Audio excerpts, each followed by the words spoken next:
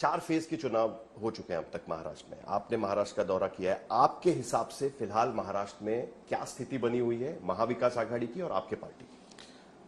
मैं जहां जहां जा रहा हूं और महाराष्ट्र घूम रहा हूं, ऐसी कोई बात नहीं कि मैं पहली बार महाराष्ट्र में घूम रहा हूं। मैं बचपन से महाराष्ट्र देखते आया हूं, क्योंकि मैं महाराष्ट्र का हूं, मराठी हूं। मेरे पिताजी, मेरे दादाजी, मतलब मेरे दादा परदादा, सबका जन्म यहीं पे हुआ। तो महाराष्ट्र और हमारा सिर्फ दिखावे का रिश्ता है ऐसी बात नहीं है, हम तो जुड़े हुए हैं इस मिट्टी से। और मुझे तो प्यार का अनुभव मिल रहा है जनता की ओर से। साथ ही साथ उनके मन में 2-3 भावना है। एक तो वो हमें फंसाया गया, पिछले 10 साल फंसाया गया, और महाराष्ट्र कभी गद्दारी माफ नहीं करता, गद्दारों को माफ नहीं करता। जो शिवसेना हिंदू हृदय सम्राट बाला साहब ठाकरे जी ने जिसका निर्माण किया, उसी को तोड़ने की कोशिश जो की गई है, चुराने की कोशिश की गई है, महाराष्ट्र उसको बर्दाश्त नहीं कर रहा है। और लोगों के मन में एक गुस्सा है, आक्रोश है 2-3 चीजों का। जैसे मैंने कहा कि हमें फंसाया गया, शिवसेना के साथ, मतलब महाराष्ट्र के साथ गद्दारी की, ये भावना मुझे दिखाई दे रही है। लेकिन फिर भी कहीं ना कहीं ये कहा जाता है कि सिर्फ सिंपैथी से काम नहीं चलेगा। नहीं ना, सिंपैथी नहीं है, अनुभव। हमारे पास योजनाएं हैं, प्रधानमंत्री की डायरेक्ट ट्रांसफर की योजनाएं हैं हमारे पास, और डायरेक्ट ट्रांसफर हुए ना, लाभार्थी की योजनाएं हमारे पास, उसके आधार पे हम वोट मांगते हैं। या दोनों चीजें हैं। डायरेक्ट ट्रांसफर की योजना है, मतलब ईडी का नोटिस जाती है तो आदमी डायरेक्ट ट्रांसफर होता है बीजेपी के खाते में, और बीजेपी लाभार्थी होती है। तो ये डायरेक्ट ट्रांसफर और लाभार्थी की योजना है उनकी। इसके अलावा क्या है? नहीं, लेकिन इसके अलावा भी तो मुद्दे हो सकते हैं कई नहीं, मुद्दे तो है, लेकिन जो बात है आपने कही ना कि शायद इस 2 योजना जो महाराष्ट्र में चल रही है पूरे देश में, आप अगर बीजेपी की कैंडिडेट लिस्ट पर नजर डाले पूरे महाराष्ट्र या पूरे देश के, मेरी जानकारी के अनुसार कम से कम 125 के आसपास लोग कांग्रेस से आए हुए हैं। महाराष्ट्र की बात करें, मुंबई की बात करें, मुंबई में 6 प्रत्याशी है, 6 जगह है, तो 6 में से 4 जगह, दो जगह पर शायद बीजेपी के लोग हैं।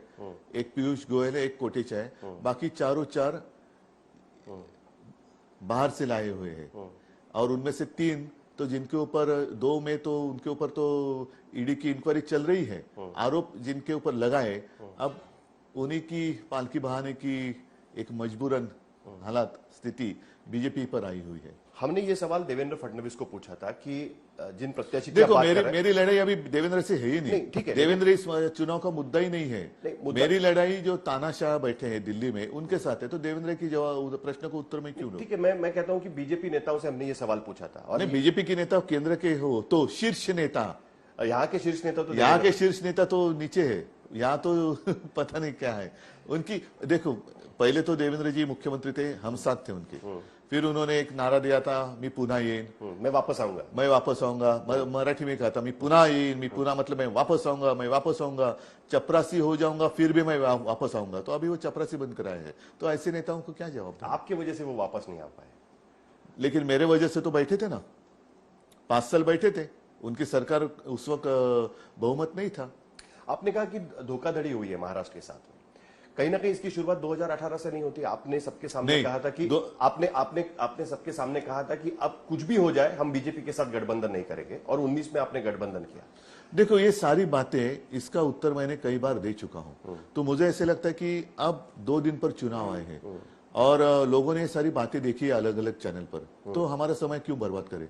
तो आज के समय का जो प्रश्न है, आज के समय, आज के चुनाव के, उसके ऊपर हम बात करते हैं। नहीं, लेकिन ये सवाल इसलिए बार बार उठाया जाता है क्योंकि, लेकिन बार बार उत्तर तो दिया है मैंने। नहीं, उसका कारण मैं आपको बताता हूं सर। उसका कारण यह है कि महाराष्ट्र में एक विशिष्ट परिस्थिति बनी हुई है, पॉलिटिकल स्थिति बनी हुई है, और कई बार लोग इस बारे में कंफ्यूज्ड हैं, नहीं है असली है कौन है, नकली कौन है। नहीं है। प्रधानमंत्री यहां पर आकर भाषण करते हैं तब भी वो असली नकली की बात करते हैं, और ऐसे में फिर आपसे उम्मीद की जाती है कि आप इसका जवाब देकर। वो एक गाना मुझे लगता है, शायद अगर मैं भूला नहीं हूं तो देवानंद का है या किसका है, असली क्या है नकली क्या है पूछो दिल से जरा। अगर प्रधानमंत्री जी के उनके पास दिल होगा तो उनको कहिए कि पूछो दिल से जरा, असली क्या है नकली क्या है पूछो दिल से जरा। वो कह रहे कि आप बाला साहब की विरासत आगे नहीं लेकर जा रहे, जो हिंदुत्व की विरासत है वो आप आगे लेकर नहीं जा रहे। आपने कांग्रेस के साथ अलायंस किया, तो आप असली नहीं है। नरेंद्र मोदी कौन होते हैं मुझे सर्टिफिकेट देने वाले? जो नवाज शरीफ का केक खाने वाले लोग मेरे हिंदुत्व के ऊपर सवाल कैसे उठा सकते हैं? और नरेंद्र मोदी जी की जैसी नकली डिग्री है वैसे उनके सर्टिफिकेट की कोई आवश्यकता नहीं है और उनसे कोई सर्टिफिकेट मांगा भी नहीं है। और जो गद्दार उन्होंने साथ लिए हैं उनको वो असली का सर्टिफिकेट देते हैं तो उसी में उनका झूठापन और जुमला सामने आता है ना। तो उनको वो कौन होते हैं मुझे सर्टिफिकेट देने वाले? और 4 जून के बाद वो प्रधानमंत्री नहीं रहेंगे, सिर्फ एक नरेंद्र मोदी रहेंगे। जैसी 40 करोड़ जनता है वैसे उनमें से एक रहेंगे। लेकिन ये कॉन्फिडेंस आपको कहां से आ रहा है? बीजेपी ये कह रही है कि देखिए ये बात ठीक है कि भाई जो 14 और 19 में प्रधानमंत्री नरेंद्र मोदी की लहर थी उस तरीके की लहर नहीं भी होगी, तब भी इंडिया अलायंस के सामने कोई विकल्प देने की कोशिश नहीं है। वो अभी भी नहीं, एक मिनट, विकल्प की अगर बात करें तो अब तो चुनाव हारने जा रहे हैं पहली बार। फिर मोदी जी ने कहा था कि 75 साल के बाद कोई राजनीति में नहीं रहना चाहिए, मतलब 2 साल के बाद प्रधानमंत्री तो अब नहीं रहेंगे, मोदी जी भी राजनीति में नहीं रहेंगे। तो बीजेपी के पास विकल्प क्या है? अमित शाह है या बाकी सारे नहीं है ना। वो तो चेहरा आज चेहरा क्यों नहीं लाते? जब उनके पास ऑलरेडी मोदी का चेहरा है तो फिर मोदी चेहरा नहीं चल रहा है ना, इसलिए तो बाला साहब का चेहरा वो इस्तेमाल कर रहे हैं। उनकी मजबूरी ऐसी हुई है, वो फंस गए। उनको अब पता चला कि उनको रिस्पांस नहीं मिल रहा है। लहर तो गई, लहर तो नहीं है, लेकिन अब चुनाव के आधे रास्ते पर चेहरा कैसे बदली करे? और बदली कर कोई ऐसा चेहरा है जो चुनाव जिता कर दे सकता है?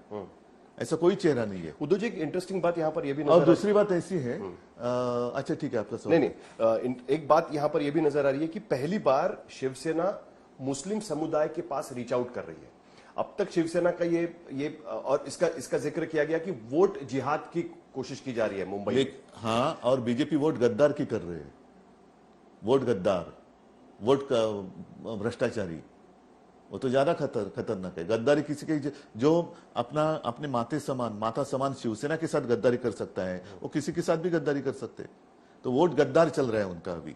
उद्धव जी आपने मेरा सवाल पूरा नहीं होने दिया जब मैं देवेंद्र फडणवीस को कोट करा था, क्योंकि हमने अभी उनका मैं उसके ऊपर बात मैं इसलिए आपको पूछ रहा हूं कि हमने उनको पूछा कि आपके पास रविंद्र वायकर जिनके घर पे 2 महीने पहले ईडी की रेड होती है और अब वो आपके कैंडिडेट बन जाते हैं, यामिनी जाधव जो आपकी पार्टी में थी उनके खिलाफ इनकम टैक्स एक रिपोर्ट बनाती चल रही है और उनको कहती है कि भाई आपका चुनाव रद्द होना चाहिए क्योंकि आपके एफिडेविट में दी गई जानकारी गलत है।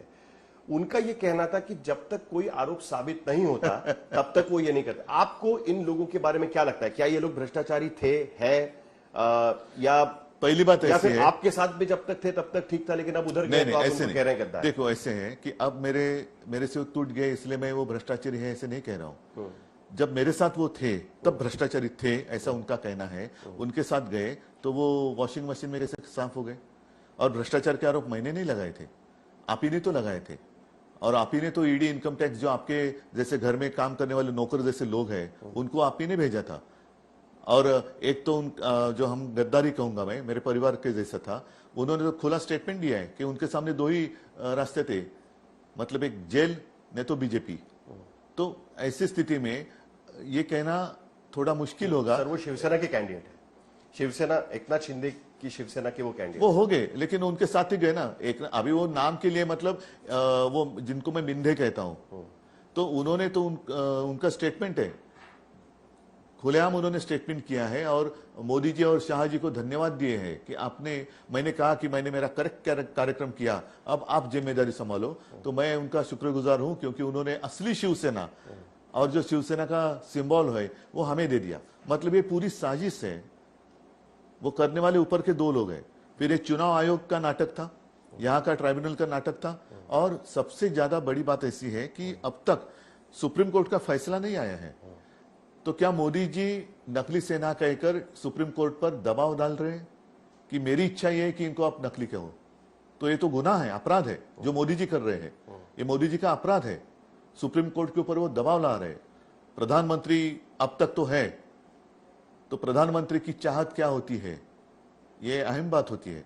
तो प्रधानमंत्री की चाहत यही है कि इनको नकली करो, तो ये सुप्रीम कोर्ट के ऊपर वो खुलेआम दबाव डाल रहे, प्रेशर डाल रहे। मैंने मुस्लिम वोटर्स को लेकर सवाल किया था। आप लोग उनको जाकर क्या कह रहे हैं कि शिवसेना की एक छवि थी, शिवसेना क्या मुस्लिम विरोधी शिवसेना की छवि थी? नहीं थी। मुंबई के दंगे हो, देखो, श्री कृष्ण मेरे कमीशन में मेरे शिवसेना मेरे की भूमिका हो, एक मिनट, अब आप उनको जाकर क्या कह रहे हैं? नहीं, मैं जाकर नहीं कह रहा हूं, वही मेरे साथ पास आ रहे हैं, मेरे साथ आ रहे हैं, क्योंकि उनको पता चल रहा है, पता चल गया है कि हिंदुत्व, शिवसेना का हिंदुत्व और बीजेपी का हिंदुत्व, उसमें जमीन आसमान का फर्क है। कैसे? और मैं कई सारे मेरे पिताजी के भाषण में से आपको ये दिखा सकता हूं कि उन्होंने कहा कि जो भी यहां रहकर पाकिस्तान के सपने देखता है वो हमारा दुश्मन है। वो हम पहचानते नहीं हिंदू है या मुस्लिम है। अभी जैसे वो कुरुलकर पकड़े गए, क्या वो मुस्लिम है? लेकिन उन्होंने देश के साथ गद्दारी की है तो उनको सजा होनी चाहिए। ये हमारा हिंदुत्व है। जो भी ये देश मेरा मानता है, अपना मानता है, वो हमारा है। और बीजेपी में भी तो मुस्लिम चेहरे है या नहीं है? अभी तो मोदी जी ने कहा है कि उनका बचपन तो मुस्लिम फैमिली के साथ गुजरा है। वो ताजिया के वो जो भी निकलते जुलूस उसके नीचे से गए हैं। मुस्लिम परिवार से उनको खाना आता था, तो वो जो खाना है वो उन्होंने खाया होगा, तो फिर वो गौ हत्याबंदी कैसे करते? नहीं, लेकिन इंटरेस्टिंग बात ये नजर आई कि आपने जाकिया जाफरी की बात करना शुरू किया, जिनके जो बिल्किस बानो की बात करना आपने शुरू कर क्या गलत है? क्या गलत है? क्या बिल्किस बानो एक महिला नहीं है? मतलब महिलाओं के ऊपर अत्याचार करते हुए भी आप धर्म देखेंगे? तो यही तो मेरा कहना है कि आप गोमाता को मानते हैं, फिर पहले माता किसी की भी हो वो माता है, उसकी इज्जत क्यों नहीं करते? मणिपुर में जो कुछ हुआ वो कौन, उसका धर्म कभी देखा आपने? क्या वो आपके नागरिक नहीं है?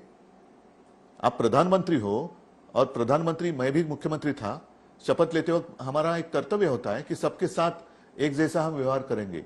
तो प्रधानमंत्री, कल मुझे शर्म आई, कल्याण में मैं गया था, मैंने वहां एक महिला कैंडिडेट दी है, वैशाली दरेकर राणी, एक मिडिल क्लास है, सिंपल है, और जो हमारी जो महिला है उनका प्रतिनिधित्व करेंगे अब संसद में।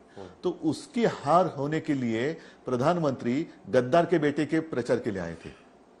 ये मतलब इतना डर आपको एक सामान्य महिला से? सामान्य महिला है, उससे क्या डरना है? लेकिन ये आपका पूरा वॉल्ट फेस नहीं हो गया? आप अचानक मुस्लिम क्यों? साबिर भाई हमारे पास नहीं थे? नहीं, एक मिनट, साबिर भाई हमारे पास नहीं थे? आज मेरे बेहरामपाड़ा का जो पार्षद है हाजी आलिम, वो कौन है?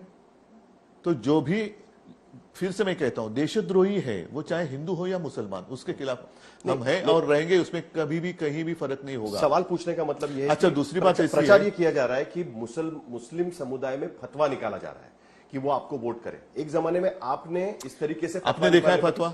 नहीं, बस आरोप लगाया। मैंने देखा है फतवा? आरोप कुछ भी लगाते हैं। जैसे अगर फडणवीस की बात कर ही रहे हैं तो उनको पूरी जानकारी है पाकिस्तान का कैसे झंडा कैसे है। मैंने कभी देखा नहीं है पाकिस्तान का झंडा। तो मेरी रैली में उन्होंने पाकिस्तान का झंडा देखा, भगवा नहीं दिखाई दिया। और शर्म की बात ऐसी, बेशर्म है वो लोग, क्योंकि नरेंद्र मोदी बिन बुलाए मेहमान नवाज शरीफ जी के बर्थडे केक के लिए गए थे वहां, केक खाने के लिए। यहां नहीं मिलता है केक? अरे हमें पूछते तो हम अच्छा केक भेज देते। आप पाकिस्तान जाकर आप प्रधानमंत्री, पाकिस्तान के जो प्रधानमंत्री थे उनके जन्मदिन का केक खाते, उनका जन्मदिन मनाते हैं। आडवाणी साहब तो खैर सीनियर है, उनके बारे में मैं कुछ गलत नहीं कहूंगा, क्योंकि वो भी यहाँ आया करते थे, मेरे पिताजी से बात किया करते थे। वो जब पाकिस्तान गए थे तो जिना की कबर पर उन्होंने माथा टेका था, जिन्होंने पार्टीशन की मांग की थी। तो ये क्या सिखाते हैं हमें हिंदू और उनको अध्यक्ष पद छोड़ना पड़ा था बीजेपी का। हाँ, लेकिन वो तो गए थे ना। फिर अगर दूर की बात करें तो श्यामा प्रसाद मुखर्जी तक जाना पड़ेगा। तो इस जो बातें हैं ना, मैंने कल भी कहा था कि एक जो भी माता या पिता होता है, जब ये शोले का डायलॉग नहीं है, दूर गांव में आधी रात जब बच्चा रोता है तो माँ कहती है बच्चे सो जाने तो गब्बर आ जाएगा। वैसी स्थिति हो गई इनकी। बच्चा रो रहा है मतलब देश की जनता रो रही है, उनके पेट में भूख है, भूख है। आप उनको दो कौर नहीं खिला सकते, लेकिन आप उनको मुसलमानों का डर दिखा रहे। भूख लगी है, वो भूख के लिए रो रहे हैं, भूख के कारण रो रहे हैं, तो आप कहते कि आपको खाना नहीं मिलेगा, आप सो जाना है तो मुसलमान आ जाएंगे। आप ये कोई प्रधानमंत्री का काम ऐसे होता है? प्रधानमंत्री और आप भूख लगी हुई जनता को आप मुसलमानों का डर दिखाते हैं और फिर कहते हैं ताजिया के वक्त, ईद के वक्त हम मुसलमानों से आया हुआ खाना खाते थे। बीजेपी ने पूरी ताकत झोंक दी। प्रधानमंत्री रोड शो कर रहे हैं मुंबई में। आज शिवाजी पार्क पर प्रधानमंत्री, राज ठाकरे, इन सबकी रैली वहां पर उनके घर में भी जाएंगे। पक्का जाएंगे। लेकिन अब वो किसी को भी साथ नहीं ले रहे हैं उद्धव ठाकरे को खत्म करने के लिए। अभी आज जिनके साथ वो मीटिंग करेंगे वो जैन लोगों को क्या जवाब देंगे, उत्तर भारतीयों को क्या जवाब देंगे? आप राज ठाकरे की बात कर रहे हैं? नहीं, मैं जनरल बात कर रहा हूं। जो भी साथी वो साथ ले रहे हैं तो उत्तर भारतीयों को वो जवाब क्या देंगे और जैन लोगों को वो जवाब क्या देंगे, वो उन्हीं को पूछो। उद्धव जी, आप मुख्यमंत्री भी रह चुके हैं, आपके मुख्यमंत्री पद की कार्यकिर्द को लेकर भी काफी सवाल बीजेपी उठा रही है। उनका कहना था कि आप घर बैठ के सिर्फ काम करते थे, आप बाहर नहीं निकलते थे। एकनाथ शिंदे का जो पोर्टफोलियो था उसमें आपने दखलंदाजी कर देना शुरू कर दिया। आपके बेटे को मुख्यमंत्री बनाने का सपना देखकर आप यहां पर मुख्यमंत्री बने, इसके लिए आपकी मुख्यमंत्री पद की कुर्सी और पार्टी आपसे छीन गई। ये कौन करे? ये प्रधानमंत्री ने भी कहा, ये बीजेपी के नेताओं ने अपने भाषणों में कहा, आपके खिलाफ ये प्रचार भी यहां पर किया। ठीक है, स्वयं प्रधानमंत्री तीसरी बार दुल्हा बनने जा रहे हैं, उसका उत्तर क्या है उनके पास? मुझे अगर मेरे बेटे को मुख्यमंत्री बनाना था या बनाना है, ठीक है, वो सही या गलत बाद में देखेंगे, लेकिन आप खुद दुल्हा बनकर कितनी बार चढ़ोगे? ज्याला मराठीत बोल्यावरती चढणं म्हणतात, तो कितनी बार आप दुल्हा बनोगे? और इसके बावजूद राजनीति में आपको संतान ही नहीं हो रही है, आप हमारी संतान चुरा रहे हो। तो मैं घर बैठकर मैंने काम किया, लेकिन महाराष्ट्र बचाया मैंने। जैसे प्रधानमंत्री जी कल रोए कि गंगा मां ने बुलाया था इसलिए मैं आया, और अब लगता है कि गंगा मां ने मुझे गोद लिया। लेकिन बीच में कोरोना के समय जब मैं घर बैठकर काम कर रहा था तो भी मैंने महाराष्ट्र को बचाया, क्योंकि महाराष्ट्र के लोगों ने मुझे सहयोग किया। और मैं महाराष्ट्र के लोगों को यह मैं कहना चाहता हूं, जो रिश्ता, भरोसे का रिश्ता, जो भी मैंने कही बात उन्होंने मानी। और गंगा में लाशें बह रही थी तो आप घर के बाहर घूम रहे थे ना, तो लाशें क्यों बह रही थी? गुजरात में तो जैसे मैदान में पूरा चिता लगी थी, शमशान घाट बन गया था पूरे मैदान का, तो आप घूम रहे थे ना बाहर।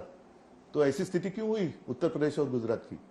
महाराष्ट्र में ऐसे नहीं मैंने होने दिया। भले मैं घर में बैठकर तो घर में बैठकर, लेकिन जो भी कुछ मैंने किया, इसलिए मुझे एक सुख की बात है, समाधान की बात है।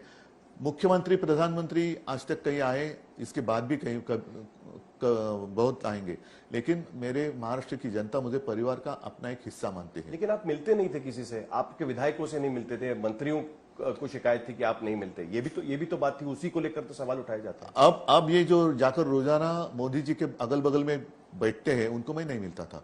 अमित शाह के गोद में बैठते हैं, उनके कंधे पर चढ़ते हैं जो गद्दार गए हैं।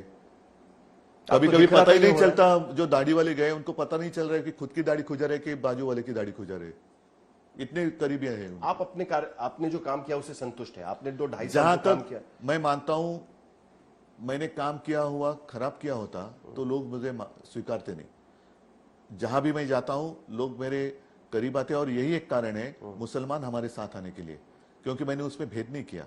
धारावी मॉडल जिसकी सराहना विश्व में हुई, क्या उसमें हिंदू मुस्लिम सिख ईसाई मैंने नहीं देखा? मालेगांव में नहीं देखा? हर जगह मैंने मेरा कर्तव्य निभाया और मैंने अलग कुछ नहीं किया।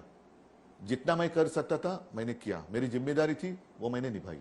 क्या आपको लगता है कि जो ठाकरे परिवार जिसके लिए जाना जाता है कि रिमोट कंट्रोल से सरकार चलाई है, कुछ गड़बड़ हो गई कि आप खुद उस कुर्सी पर जाकर बैठ के हाइंडसाइट पे जब इसके बारे में भी मैंने कई बार बात कही है। आपको लगता है कि अगर आप बाहर रहकर काम करते तो ज्यादा बेहतर? मुझे ऐसे लगता है कि ये सारे सवाल जवाब हुए हैं।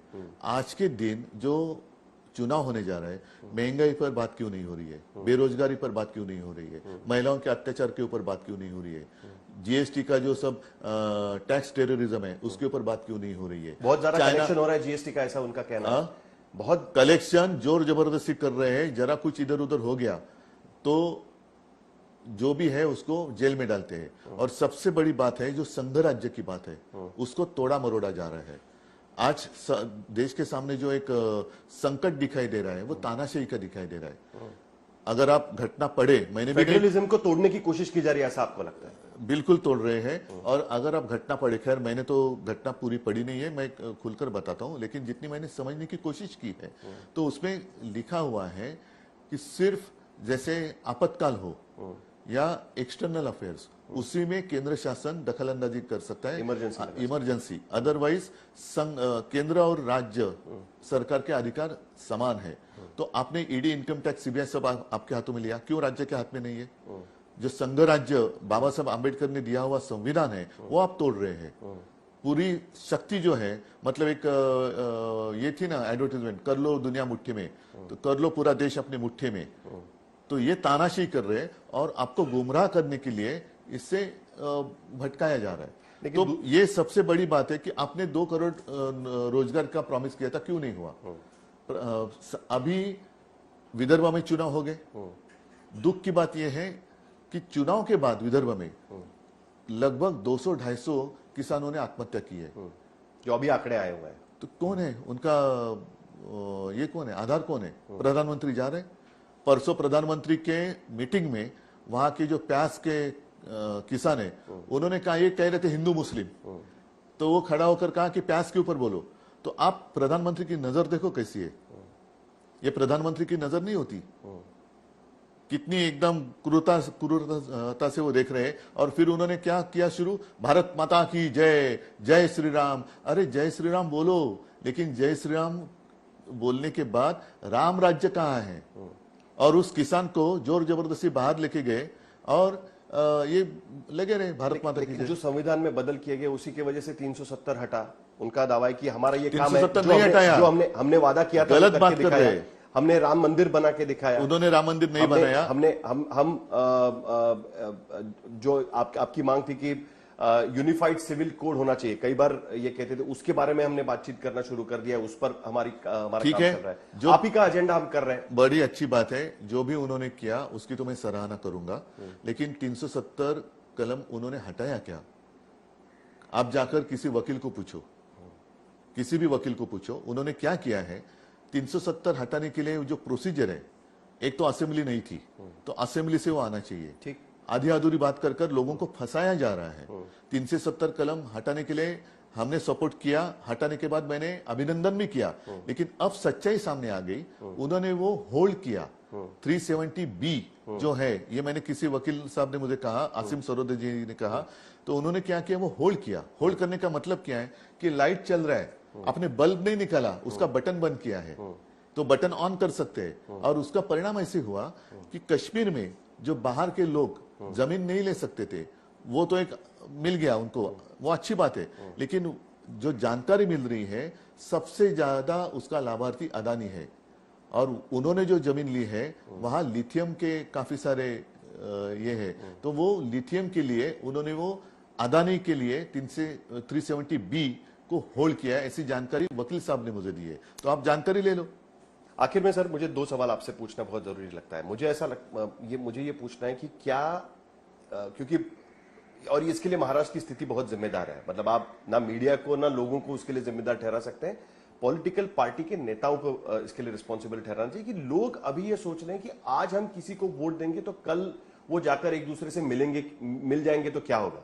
आज अगर आपको प्रधानमंत्री मोदी के खिलाफ या बीजेपी के खिलाफ कोई वोट देगा तो उनके मन में डर है कि अरे इनके तो आपसी रिश्ते बहुत अच्छे हैं, वो प्रधानमंत्री कहते हैं कि आपसे अभी भी आप लगाव है, आप कहते हैं कि नहीं, वो आप भी उनके लिए जाएंगे अगर उनको जरूरत पड़े तो क्या दोबारा आप मिल जाएंगे? कल अगर जरूरत पड़ी, पॉलिटिकल सिचुएशन खड़ी हो गई, आपको तो पता है कि इस तरीके की पॉलिटिक्स में सरकार बनाने के लिए एक दूसरे की जरूरत पड़ती है, प्रैक्टिकल पॉलिटिक्स की बात की जाती है, क्या दोबारा आप कभी उनके साथ जा सकते हैं? क्या लोगों को आप ये वादा करेंगे कि आप कुछ भी हो जाए हम उनके साथ नहीं जाएंगे? कौन से शब्द में बोलूं, बताओ? शब्द आपके हैं, मैंने तो आपको सवाल पूछा है। नहीं, लोगों का भरोसा, मैं तो अभी खुलेआम कहता हूं कि मैं बात कभी भी तानाशाह को सपोर्ट नहीं करूंगा। और जिसने 2-3 बार, अब तो वो मुझे खत्म करने की कोशिश कर रहे हैं, शिवसेना को खत्म करने की कोशिश कर रहे हैं, तो ऐसे व्यक्ति के साथ मैं दोबारा जा सकता हूं? फिर ये लड़ाई मैं क्यों लड़ रहा हूं? किसकी लड़ रहा हूं? मेरी लड़ाई नहीं है, मेरे महाराष्ट्र की लड़ाई है। जो महाराष्ट्र से काफी सारे उद्योग ये गुजरात लेके गए, ऐसे लोगों के साथ मैं हाथ मिला सकता हूं? ऐसे कौन कैसे सोच सकता है? आपके लिए डू और डाई इलेक्शन है? मेरे लिए नहीं है, बीजेपी के लिए है। बीजेपी के लिए, क्योंकि बीजेपी तो 4 तारीख के बाद सत्ता में रहने वाली नहीं, 2 साल के बाद मोदी जी भी राजनीति में नहीं रहेंगे, तो बीजेपी में जितने सारे लोग आए हैं, आज ही बीजेपी नकली बीजेपी हो गए। मतलब असलियत है, यह है कि बीजेपी नकली है, ये तो असलियत है।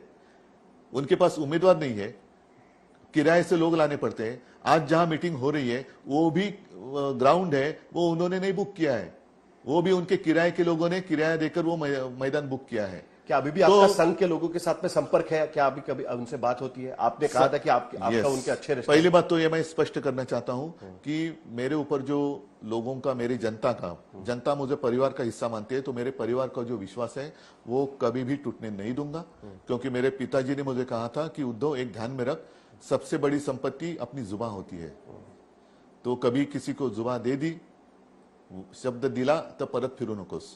तो मैं मेरे लोगों की लड़ाई लड़ूंगा, महाराष्ट्र की लड़ाई लड़ूंगा, और मुझे पक्का विश्वास है महाराष्ट्र की जनता कायर नहीं है, वो तानाशाही को खत्म कर देंगे और तानाशाही खत्म कर देंगे। आखिर में सर, मैं और एक कुछ सवाल पूछ रहे थे। मैंने कहा कि संघ के लोगों के साथ आपका अभी भी संघ के लोगों के साथ वो जो एक पारिवारिक रिश्ता था, जैसे मैंने कल मीटिंग में कहा कि प्रमोद जी मेरे घर आया करते थे, गोपीनाथ जी आया करते थे, हमारा उनसे पारिवारिक एक संबंध था। तो दुख इस बात का है कि आज की जो बीजेपी है, अगर मुंबई के 6 कैंडिडेट की मैं बात करूं तो 6 में से कितने 3-4 तो उनके दागी है, 3 तो दागी है जिनके ऊपर इंक्वायरी चल रही है। फिर ऐसी कौन सी बात है कि आप दागी लोगों को प्रत्याशी बना सकते हो, लेकिन प्रमोद जी की बेटी को क्यों नहीं दिया आपने? प्रमोद जी की, जिन्होंने महाराष्ट्र में काम किया, अगर आज शायद प्रमोद जी होते तो प्रमोद जी प्रधानमंत्री होते आज। तो क्या इसके पीछे कुछ है कि उनकी बेटी को क्यों आपने टिकट ना करा? लड़ती थी, जीतती थी, हारती थी, लेकिन आपने तो आपका कर्तव्य निभाना चाहिए था। जिन्होंने बीजेपी के लिए अपनी पूरी जिंदगी लगा दी, तो उनको आप बाजू में कर रहे, और जो गलत सलत लोग हैं उनको आप गोद में लेकर आगे जा रहे। ये कौन सी बीजेपी है? इसलिए संघ के लोग जो है, बीजेपी के भी वो लोग हैं, उनको भी ये चीज पसंद नहीं है। और यही तो वो कहते कि उद्धव जी, हमने इसके लिए हमारे परिवार को ऐसे नहीं रखा था। कुछ लोगों ने तो, जैसे मराठी में कहते हैं ना, कुटुंबावरती निखारा ठेवणं, घरावरती निखारा ठेवणं, मतलब पूरे परिवार को छोड़कर उन्होंने काम किया है।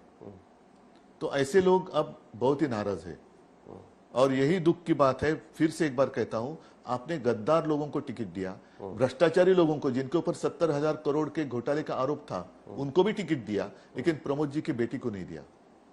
आखिर में सर, आप 2.5 साल मुख्यमंत्री रह चुके हैं, क्या दोबारा मुख्यमंत्री बनना पसंद करेंगे? क्योंकि विधानसभा के चुनाव लोकसभा के बाद होंगे।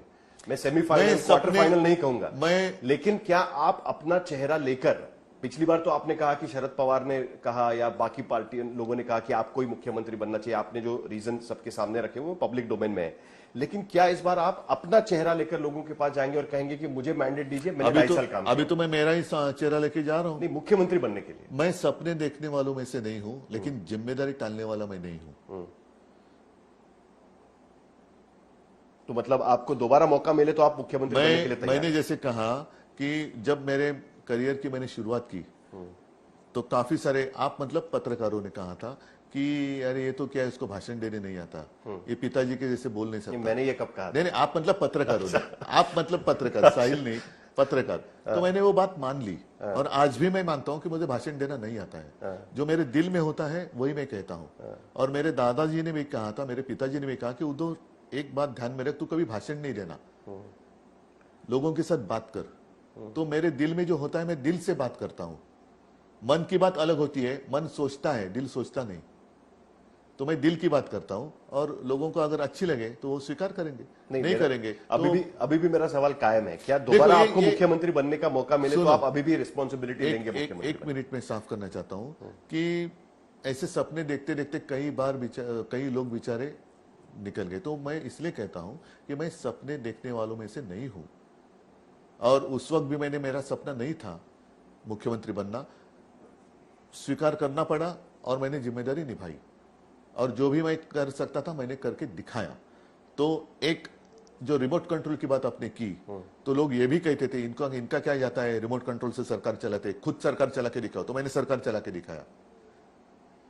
तो अभी वही मॉडल रहेगा, जो भी होगा देखा जाएगा। जैसे मैंने कहा ना कि इनकी मैं आलोचना करता हूं कि प्रत्येक वेळेला तुम्ही मुंडावळ्या बांधून तयार रहता, मैं क्यों अभी से बांधू?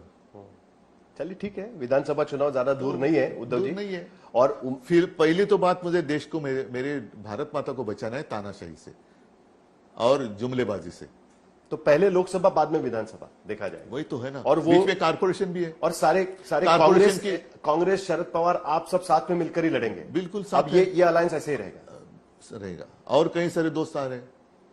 अब उम्मीद है आपको अभी भी? हाँ, चलिए उद्धव जी, बहुत बहुत शुक्रिया, आपने बात की, हमसे बात की, इंडिया टुडे ग्रुप से बात की, इसके लिए आपका बहुत बहुत शुक्रिया। बहुत कम मौका मिलता है कि आप इंटरव्यूज देते हैं। मुझे उम्मीद है कि विधानसभा के लिए नहीं, इंडिया टुडे की बात करो, इंडिया कल की, इंडिया आने वाली कल की बात क्यों करते हैं? तो हम तो कल की भी बात करेंगे क्योंकि विधानसभा भी चुनाव जल्दी आने वाले टुडे हैं, है लेकिन जो उसकी आज की बात करो। फिलहाल आपने आज हमसे बात की, इसके लिए आपका बहुत बहुत शुक्रिया। चल, थैंक यू, धन्यवाद। जय हिंद, जय महाराष्ट्र।